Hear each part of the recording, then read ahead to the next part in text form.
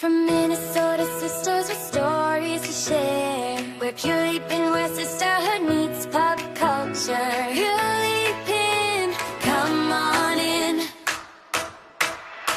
From Minnesota sisters with stories to share. We're purely pin where sisterhood meets pop culture. Purely pin, come on in.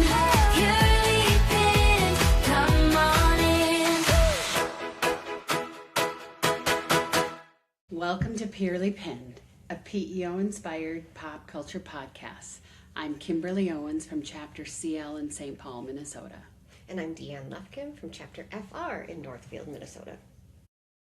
Okay, Deanne, let's talk the changing of the seasons. Yes. Right now here in Minnesota, we have just made it through the deep thaw of winter. Thank goodness. Yeah, it's over. And now spring is starting to emerge. Mm-hmm. And there's even some tulips bursting out. And one of the things I like about this time of year is to walk around my back garden or backyard and look at the shrubs and trees and see, which flowers are starting to kind of poke through the yard. It's 2 to 3 minutes every day, and it helps quiet me and ground me. I don't know if you, do you do this as well? I don't do it as often as you, but Friday, it was just a bad day. You have a bad day. And my husband suggested we go outside and walk around. Fine, I'll just humor him. So we did, and it miraculously helped me. Yeah, it's so nice to be able to go out and see what's changing. And we have a lot of apple and pear trees in my yard. So to see all those buds and to know I'm going to have all these apples and pears soon. The new growth is coming. Mm-hmm. I really like that. It's a really time to put winter behind us and we see this new transformation happening. Mm-hmm. So with that, I really, every day I really try to walk around even in the little sprinkles of rain, and I get excited and I may talk to some of my flowers and come on, but it helps ground me and reshift my focus. Yeah, and for you, this is a newer home for you. Yeah. Well, it's a new home, period. For Yeah, me, I'm in a new development. I live in an old house, and I've been there over 20 years now, and I can remember where those flowers came from. So not all of them, I think I have 3 tulips that came from Menards, but the rest came from, my husband's a United Airlines pilot, so they came from the Netherlands. Aren't you fancy? I know, and I've had them for so long, I have a ton of them, so it's kind of nice. And then I have all these irises that came with the house, so I think about the people that owned the house before me, so remembering where I was when those plants got planted is kind of nice too. Yeah, it's really a great time. And so when I was walking around the other day, it made me think about the art of stepping down. So Yes. This time of year, we see a lot of boards change within PEO. With that, your chapter, we're getting ready for conventions where we'll see the state board shift. You just had a big shift in the St. Paul Reciprocity. I handed off. So for the St. Paul Reciprocity, also known as the Metro Connections Group, I handed the presidency off to someone else.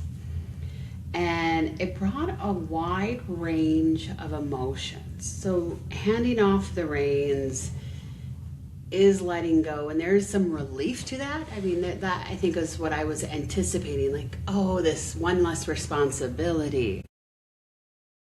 You have all this time. I was expecting to just feel a little bit lighter, but I also had, how do I put this, a little a wide range. And I think about when I first was a chapter president, and then when I was done, that second year being president, I was starting to finally learn what I was doing and kind of got a role. And then I handed over. I was like, well, I finally know what I'm doing, and now I'm handing it off. And that felt a bit unsatisfying. And then I had to pull back and let somebody else do it their way, which wasn't my way. And that's the same with the reciprocity group, where you have to now let somebody else, and it won't look the same. and that's okay, but there's some unsatisfaction with myself. And, maybe I was more ambitious in my mind than what I conducted, but also some satisfaction and pride with, I grew. We are up to like 23 chapters in that group. In fact, I just told my chapter in Northfield about it, and they want to know about the November meeting. Come on down, it's a party. And so there's some unsatisfaction with myself, maybe regret, dare I say, or remorse. But then there's also pride, so it's just mixed. And so, and I went through this when I handed off the presidency, and I think this is more common, and we just don't talk about it. Very common. And we like our way of doing things is different, and then it's time to step back, and that pulling back to let somebody else have a chance to learn and maybe to struggle a little bit and to develop their own style is hard to do. And I think people in the workplace, or if you're on a committee at school, wherever, and you've had a little bit, dare I say, power, that handing over of power. It's hard. It's really hard. I think I've seen it multiple ways. And I can tell you how I felt about it too. But I've seen it where people either are good mentors to the next person, or they just stop coming because they can't watch it and be okay with the change. And so they leave presidency, they burnt out, or they can't watch, or whatever, and then they're gone. For me, when I was in the state membership chair where we met, it was hard to watch after. They did a great job, but they didn't do the same things I was doing, and they changed some of the things I did, and what I thought was important wasn't what they thought was important. And it's okay, but it's hard to get that through my head. The older I get, the more stuck in my ways I get, so it's harder to watch change. Well, when we were on the membership committee, I really wanted to be the next chair. And then you joined the committee, and you were going to be the next chair. Well, that's because you had something going on in your life, and you said no. I did say no. And then they went to me. That's true. I don't like to remember that aspect of it. I just remember my green monster full of jealousy and envy. And I had no idea. No, I think there's always a bit of that when you also are on the sidelines on a committee or in a chapter meeting, and they didn't ask me.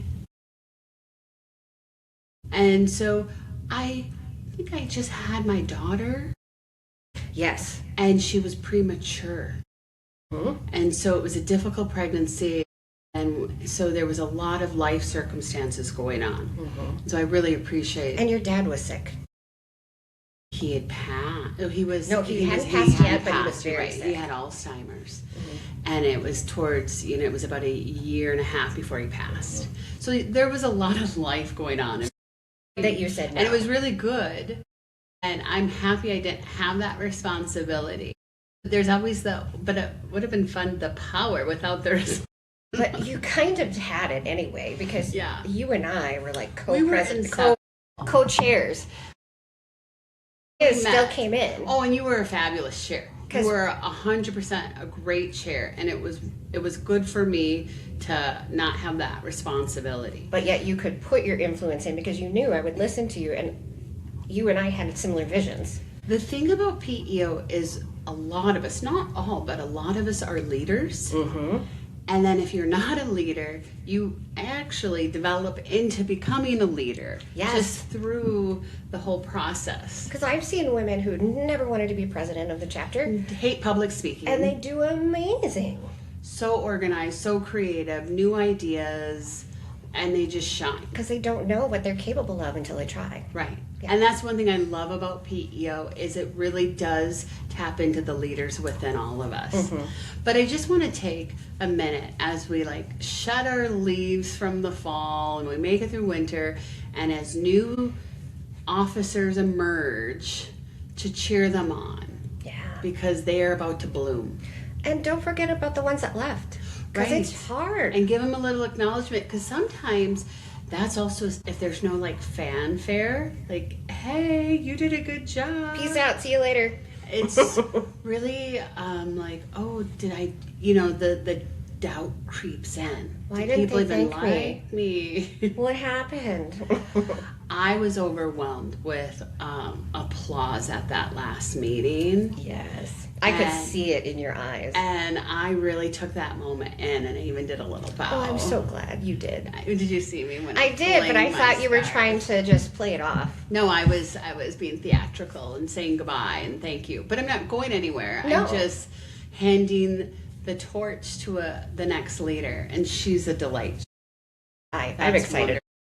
So when I think of spring and walking around I'm thinking about it's okay to have both feelings. Yes. Of pride and regret, satisfaction and maybe unsatisfaction.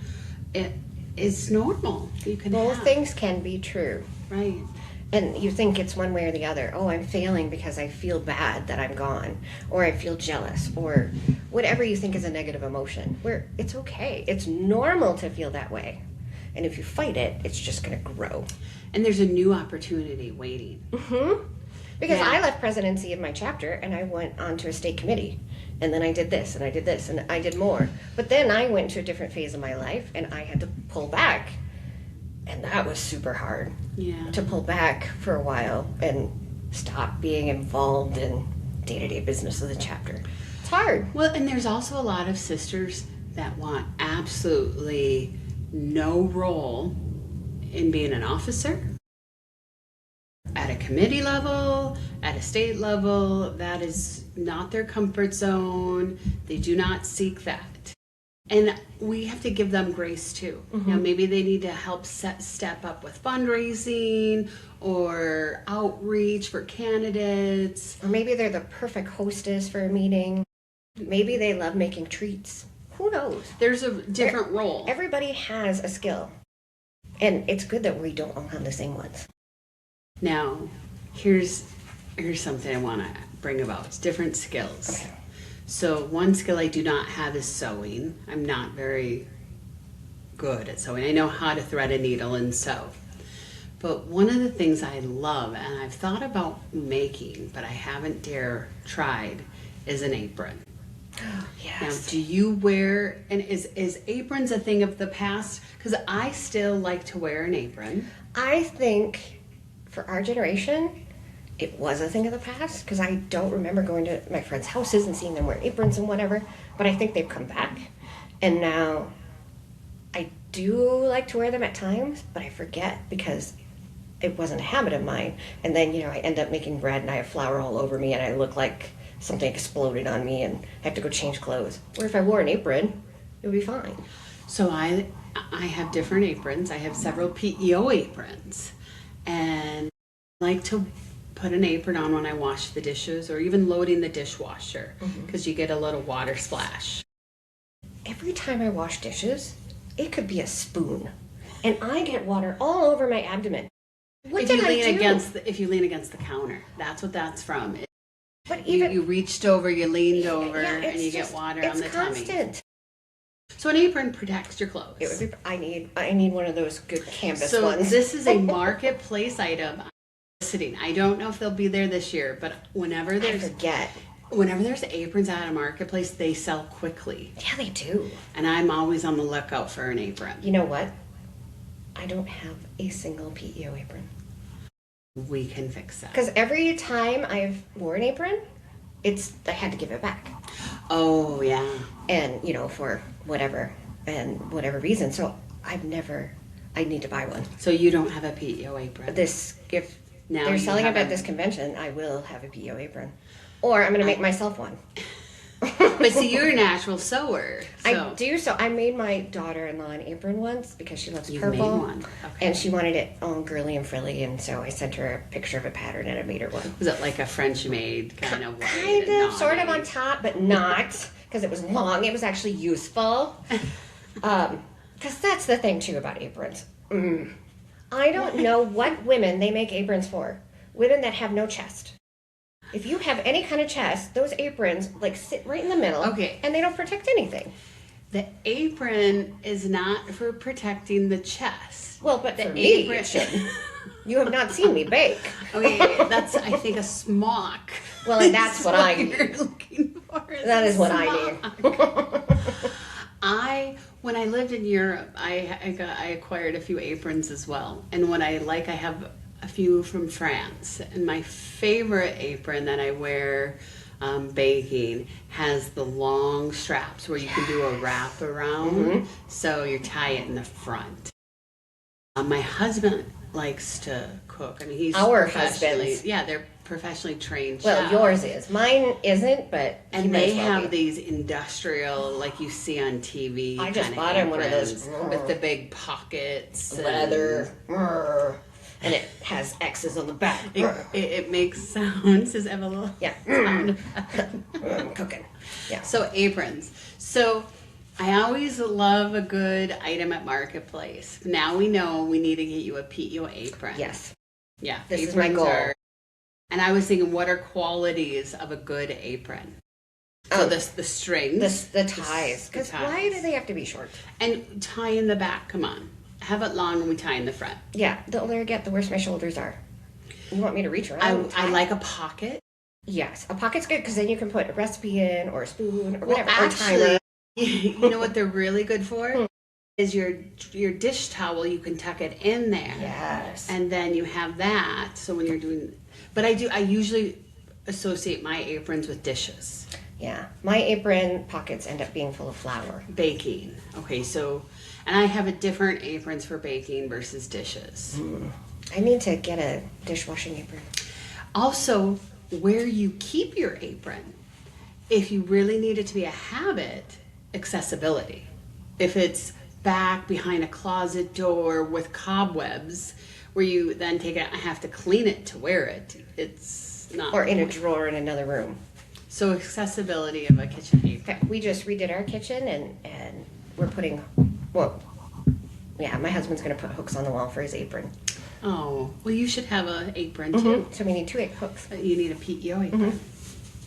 All right. Well, we'll be right back. Purely pinned, come on in. Purely pinned, come on in. All right. Welcome back. Dan, let's talk this new wave of virtual meetings. Yes. What are your thoughts about in-person meetings versus virtual meetings? And then there's, of course, the hybrid. But I would loop in-person hybrid together versus fully virtual. I think during COVID, it felt really good because it was a way to be able to see your sisters when you couldn't. But now, it feels like you're separated.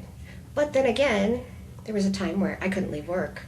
So I could log in at least and be there. You know, I couldn't drive to the meeting and drive back for work, but I could take the time out for just the meeting.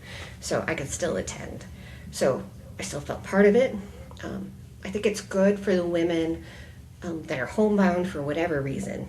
You know, they had surgery or maybe they're in a retirement home.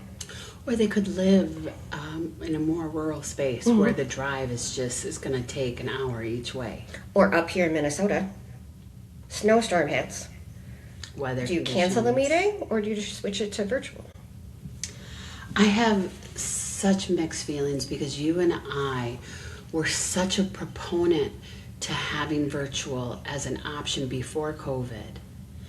And that didn't come to fruition until the global pandemic. So we had to. And now, I think what I love about PEO when I'm hosting a meeting is the energy of, you know, the songs and the energy The sisterhood. a PEO meeting brings into your home. And when everyone leaves, it still kind of lingers in the air. And you don't get that virtually. At least I don't. And so some of the things I love about PEO, and I talk a lot about the teacups, right? Like, should we do a traditional teacup or a modern day mug with hosting? Well, as much as I joke and tease between the two, as a hostess, it's like that serving. It's here, I want to make you comfortable and come into my home and be welcomed. Well, that tradition of hosting, and I get out the fine china. Well, with virtual meetings, those traditional elements are, dare I say, lost. But what if, I just had this idea. Because I know we talked about it specifically for like the older women who couldn't make it out anymore. Right. And I know for me that got lost because I got busy with other things.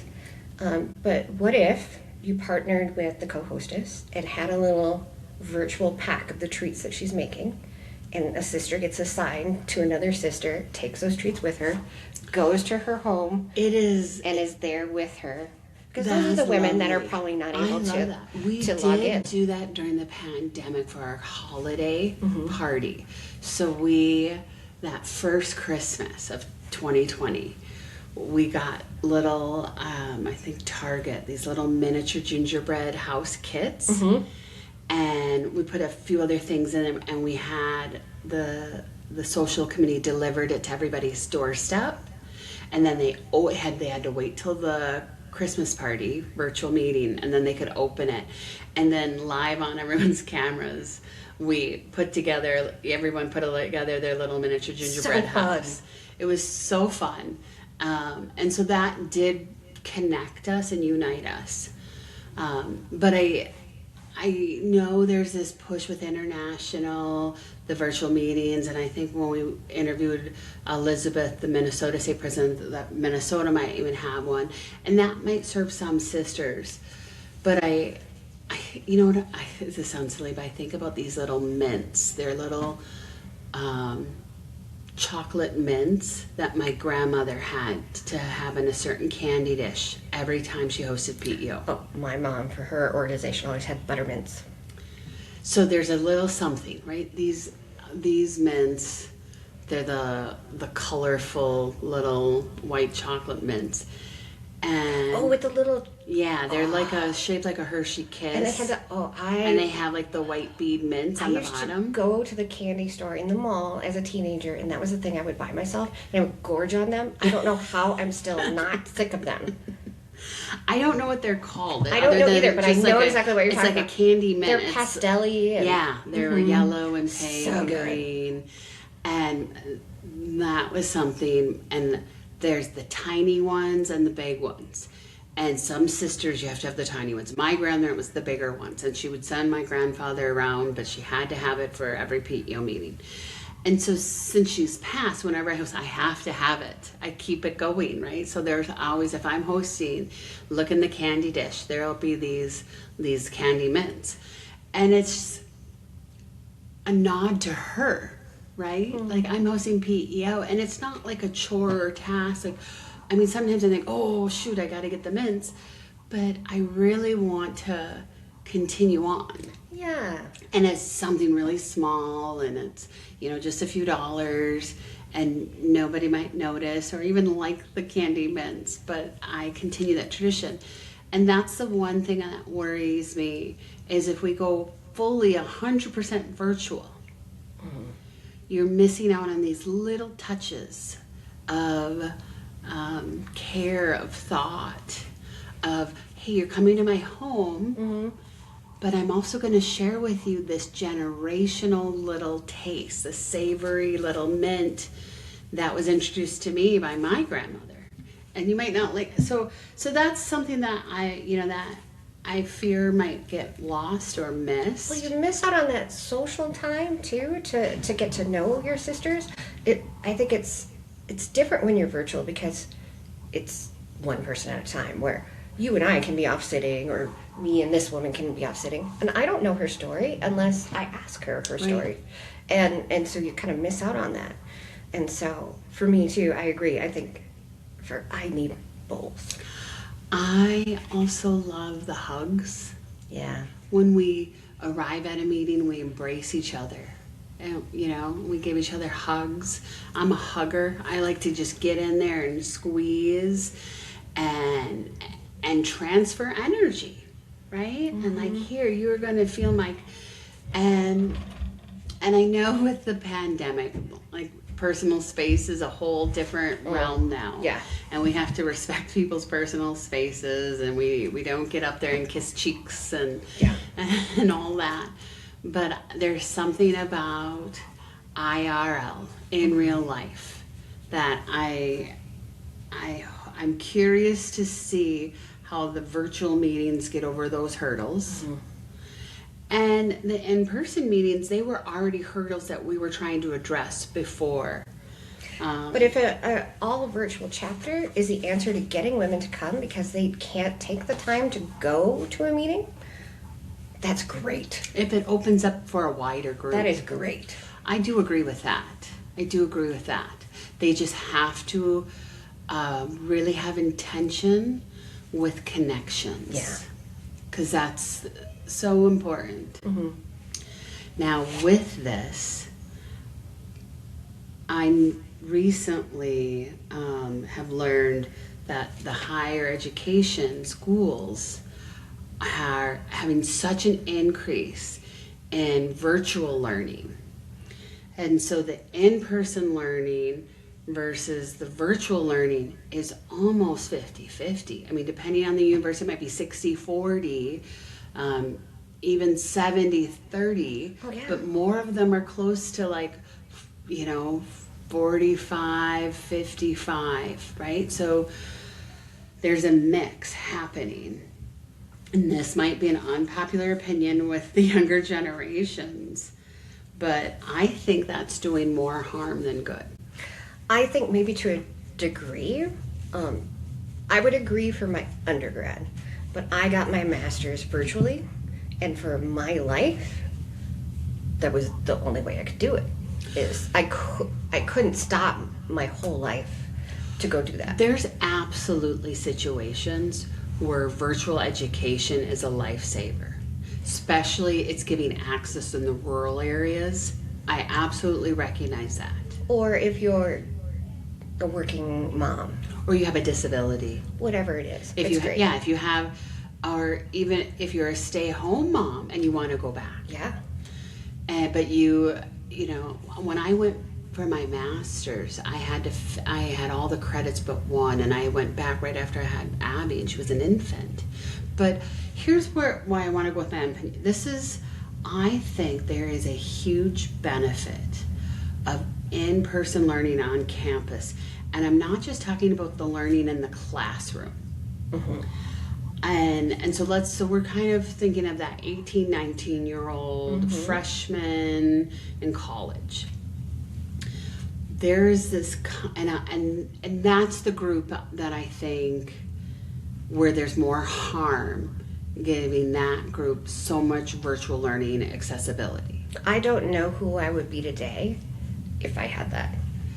It changes. I needed to go to college.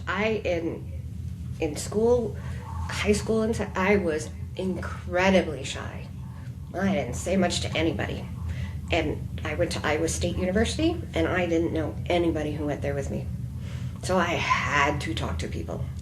And I was in Air Force RTC at the same time, too, so I was forced to talk to people. And it forced me out of my shell and out of my comfort zone. And if I didn't have that, I might still be this hermit. I can't imagine you quiet. I know. And I just found out my dad was just like that. I'm like, what? Because he could talk to anybody, and so we're the same person. But college did that for me. I had a non-traditional path. I worked full-time and did community college at night for my first 2 years. Well, it took me 3 years to get my 2-year degree, my associate's degree.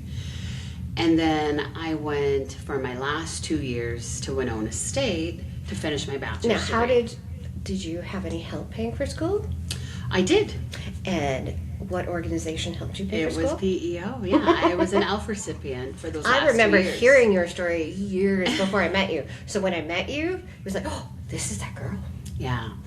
And so I was, the third kid, and so I was working full time, and I paid cash for my first 2 years at the community college. I was also very insecure, and I didn't quite know that. I had counselors in high school that kind of basically said I was not college material. I remember you telling me that. And he had given, because it went by last name, he had given my brother and my sister, we all kind of got that, not college material. Now, which is funny now, because you look back, and I went on to get a master's in public policy. But so I had a non-traditional way. I liked learning. Mm-hmm. And so even though I was working full time for, corporations, I still like taking night classes. And it was during a time where community college, it was affordable enough. You could do that. Now, there was a lot of returning adults at the community college. And I think those experiences could have benefited from a virtual experience. Now, when I went down to Winona for my last 2 years, the in-person experience, here's what I think. When you show up to class and it's a lecture, right? The traditional, regardless of either school I went to, you show up for a lecture and you're sitting there. You may have 2 to 3 minutes before the lecture begins, and you kind of settle in your spot. You usually go every time. And you talk to the person to the left of you or to the right of you. And then when class is done, oh, that was interesting, or that was a good session, or I'll see you next time, right? Those 2 to 3 minutes builds up. So yes, I don't really know these people, but it compounds. After 4 weeks, 6 weeks, the greetings, oh, you have a kid, or oh, is that your boyfriend, or oh, you're going on vacation, you just came back, you get to know people. And that's how friendships can form, and that's how you find what you have in common with someone. I think nowadays a lot of young adults struggle interacting with each other. Because they don't know how to start a conversation. They don't know how to do it in person. And so those in-person classroom lecture conversations, like, did you do the homework, or what'd you think of that test? What did he say? I didn't, I got an A, I'm great, or can you read his handwriting? Those little comments add up, and friendships are forged. Sometimes romances begin, and you're sitting next to, a potential life partner, and that's how you met. We met in, English class, or so those lost connections, I don't see them happening all in the virtual realm. Yeah, and in my degree program, we were very small. There were 8 of us. And so we did everything together. We studied, and we went out for drink. Our Virtually? No, in person. Oh, in person. And there were 8 of us. And so Okay. we did all the studying together. And then our big class was on Friday afternoon, and we would go straight from class with our bags to the bar. And we had Thanksgiving together, and we did a Christmas gift exchange together, and all these things. And so we were just quite the little band, and so we could ask each other things, and I felt safe asking them questions, because we all had, in fact, we were accused of cheating because we all got the same questions wrong. Well, yeah, because we all studied together and made the same mistake studying. But that connection that you can't just make naturally. It's a social, cultural journey that you go through in college. Yes. And so as we talk with PEO virtual versus in person, these schools are also having to tackle the virtual versus in-person balance. And they're maybe looking at the key performance index of performance of classroom, but there's not really metrics on this social connection and development that happens. It was a way for me to practice being an adult. Well, you were being an adult. But I had my parents. It was like adult with training wheels. It was. Because my parents were there if I spent too much money, and I could call them because I realized, oh, I screwed up my budget this month. Oh, help me. Or Well, you whatever had else. the professor, you had the adult supervisor in the room, but the interactions and team building, I mean, so many team building, how we have, so it's a common denominator, really, that so many, you went to a different school than I went to, but when you get that higher education, there is a common denominator. Oh, we all, freshmen and figuring out how to do laundry or finding where the cafeteria is and being hungry at 9 p.m. and nothing's open, or what, the snacks. So the little things, the life experience, the common experience. Even just a sports game. Being in a student section. It's a whole different thing to be in a student section. And now I get jealous of the student sections. Oh, because they're Like, I want to be in there. It's so They're having uniting. It's so, at the University of Minnesota, the band comes and walks around. It's just a Oh party. my gosh, the way the Gopher hockey team was, they had 2 different student sections. Because the student section got so big. My husband is a huge Gophers hockey fan. Yeah, and we've had Andre and I season have talked tickets. about this. Yeah.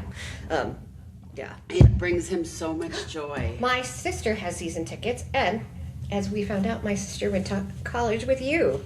Your sister you'd run went into to her. college. You were We were in circle similar adjacent. social circles. Your sister is someone that I didn't have a real opportunity to connect with deeply. But I always was fond with her. She was really connected with some other girls, and we were like 2 stars that miss, and that's fine because her older sister is much more aligned to me, so I'll keep you. Okay, so where am I going with this? Okay. So this is happening. We're not going to be able to stop the virtual, and it serves a purpose, and this is the new world order we're in. So now I think we need to come up with new ways for social connections for the young adults. Yes.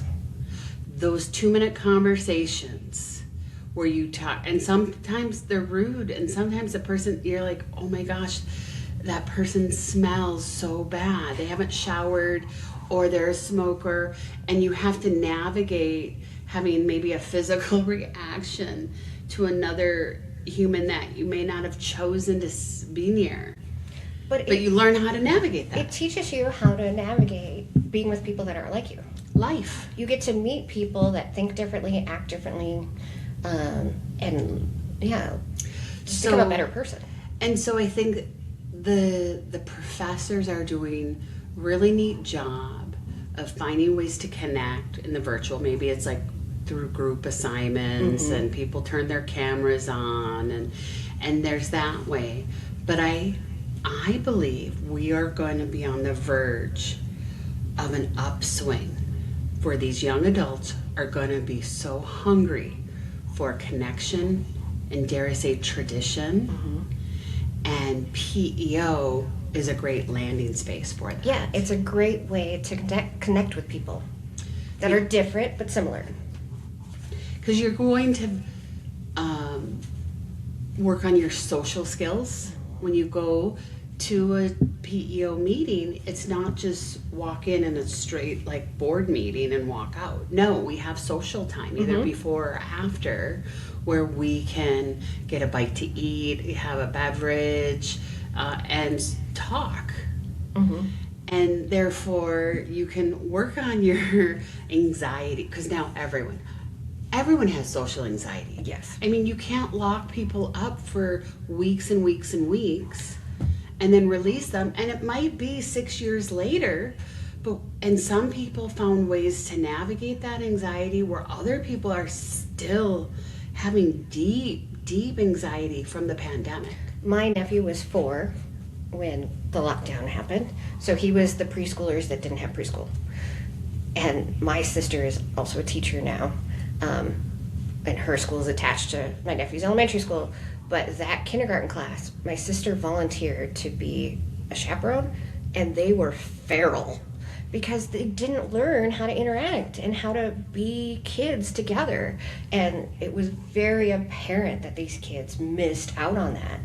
And I know that it's been seen now throughout the repercussions of that year. Well, we're looking at long-term effects now. Yeah. And so I think a lot more needs to be known about that, and we need to remember the struggles that came out of that. That it's good, it's a tool. But we still need human interaction, like PEO. And, to know that those people are there for you. Well, and I think this is where, some chapters haven't returned to in-home meetings even. Mm-hmm. There's still fear or anticipation. Well, let's just meet in a public space. Mm-hmm. Okay, there's 10 of us. You can probably meet in your home, but maybe they don't want their sisters in their home anymore. Mm-hmm. Or they have to wrestle with those feelings, and they're hesitant to sign, if you have a sign-up sheet to host or co-host. I think I was one of the first in our chapter to let people in. But my husband was an essential worker, and so he was always, and I think yours was too, right? Mm-hmm. So throughout the pandemic, never really fully locked down. And so... In fact, my husband was flying to China during the pandemic. I have so many questions. Yeah. When he comes home, did you make him shower for an hour with scorching hot? No, because what happened when they went to China then, it was to pick up computer parts and stuff. But they would land in China, and the pilots would never get out of the cockpit or the plane. And they would load underneath with all the stuff. And they were still on the doors never opened. Nobody came in to talk to them. They just loaded the stuff and they left. And all right, it was weird, but no, I never made him quarantine or anything like that. So I wasn't as nice as you. When my husband came home, and he's borderline hypochondriac. I love my husband, OCD, and so when he would come in, he would go right through the garage. In our old place, there was a laundry room, and so he would just strip down, put everything in the wash, and have a change of clothes there, and then he would go to the bathroom and shower, and then I and he did that every time. But so I think now we're at a place where we're seeing the long-term social, cultural changes journey we're on, and this with education, the virtual versus in person. I do think this is a real opportunity for PEO, for a lot of social organizations, that people are going to be longing for connection. They might not know we even exist, but there's this need for, and it's such a safe place to develop your social skills. Yeah. They're just there to help you and to cheer you on. I also want to look at, when we talk about higher education and college, it's not, because now they're talking about AI. Oh, yeah. You don't need a higher education, or do you? Or the question of the impact of AI. My nieces have degrees in coding. For 10 years, they could get a job just by, hi, I'm a female who has a coding degree, and now it's I got AI to do that. Well, so a few weeks back, I took my daughter, who's 12 years old, to Winona State, where I got my bachelor's degree, and toured. Her cousin goes there, and so we were visiting her cousin, and I wanted to show her a college campus. Mm-hmm. And my husband and I had been talking about it for years, and her spring break aligned, so we went. And it was great because now she's like, oh, I think I'll go here. And I was like, that sounds great. It is a really good school. And starting to plant the seeds of higher education while they're young. And everyone's like, your daughter just turned 12. She's still in middle school, junior high. I'm like, well, I want her to see what a college campus is and demystify that. So that she knows what her options are. My parents did things like that. They didn't tell me I couldn't. They just showed me different things. Yeah. So that I could get to know what I wanted. Now, Do I absolutely am on a mission for her to be like an electrician?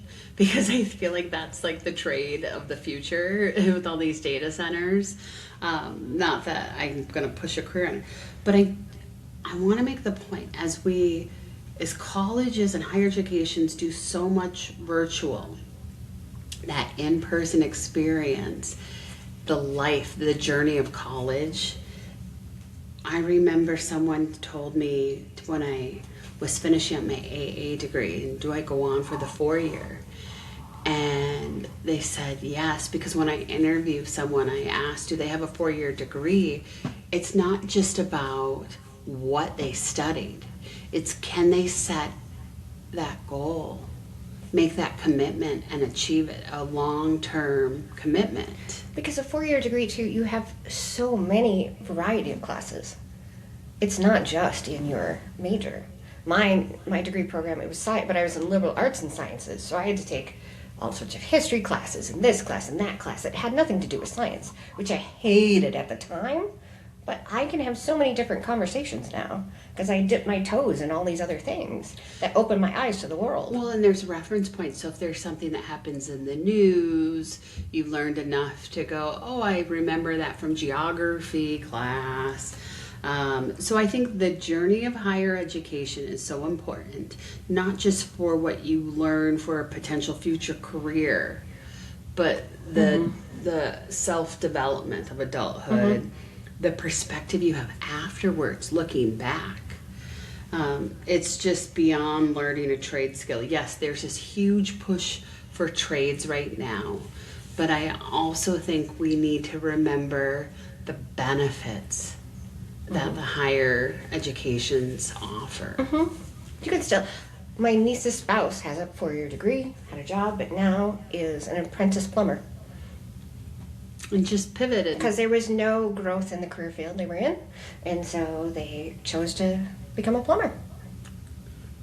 I mean, we need plenty of plumbers around here. I am so excited because I've got work at the cabin. No, I'm kidding. I do, but no. Oh, that's wonderful. But yeah, there's no shame in that. And my best friend's husband was I think he was a magazine editor, and then he became a contractor. Well, if you recall, the 80s really put the white collar versus blue collar pinned against each other. And if you wanted to be successful, you needed to have a white collar. And getting a white collar, you had to get that 4-year degree in business. And blue collar is go get, work on a construction site. You weren't smart enough.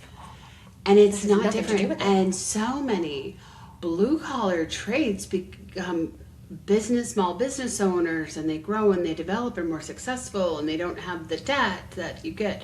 So I'm really glad we don't see that war against that. I think was more apparent in the 80s. I think the 90s started to break that shift. I think now we can understand that people in trades are very smart. Oh, they're gifted. But it wasn't thought of that way in the 80s. Wasn't celebrated. They were, lower. I don't think That's it was not how it celebrated is. till the pandemic. No. Yeah. Really, what do we do now? Was like, how self-sufficient are you with your own home? I'm lost. Yeah, I can't do. My husband, so much of his family are in different trades, and so we have a deep appreciation for that. And so I'm always grateful because there's artistry in the trades as well. Yeah.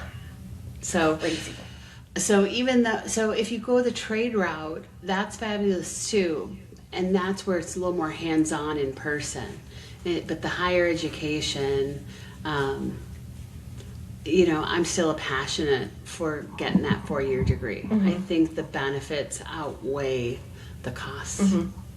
Yeah, I think it's so good for helping people to figure out who they are and just setting a foundation, and it's a good thing. Life changing. It's life changing. I'm a completely different person after I went through that experience. Yep. And that's why we support PEO. Exactly. To give people that opportunity. Yeah. Thank you for joining us on Purely Pinned, our PEO-inspired pop culture podcast. Take care. From Minnesota sisters with stories to share. We're purely been where sisterhood meets pop culture.